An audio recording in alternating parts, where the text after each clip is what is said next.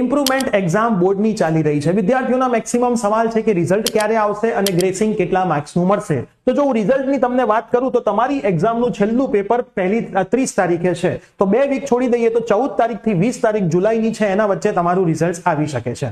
અને વાત જો કરીએ ગ્રેસિંગની તો ગયા વર્ષના આધારે ટોટલ 9 માર્કનું ગ્રેસિંગ આપવામાં આવ્યું હતું. તો આ વર્ષે પણ વિદ્યાર્થીઓને 9 માર્ક્સ જો ટોટલ જે પણ સબ્જેક્ટ્સની એક્ઝામ આપે છે એમાં જેટલામાં 33 નથી થતા, કંઈક ખૂટે છે, એ જે પણ ખૂટે છે 9 માર્ક અથવા એનાથી ઓછું હશે તો ગ્રેસિંગ મળતું હોય છે. હવે આ વર્ષે ટોટલ કેટલું ગ્રેસિંગ આપે તો જે દિવસે રિઝલ્ટ આવે એટલે રિઝલ્ટ જોઈએ ત્યારે જ ખબર પડે કે આટલું ગ્રેસિંગ આપ્યું છે.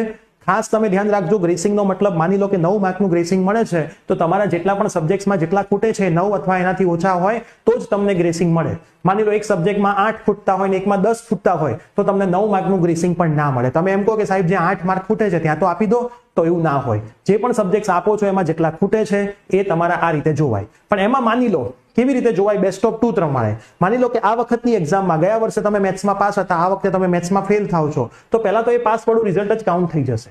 એમાં ગ્રેસિંગની તમારે જરૂર પડતી હોતી નથી. તો પહેલા તો બેસ્ટ ઓફ 2 પ્રમાણે ટોટલ કાઢી દેવાનું. એ ટોટલ તમે કાઢો, એમાં તમારે જોવાનું કે કેટલા માર્ક ખૂટે છે.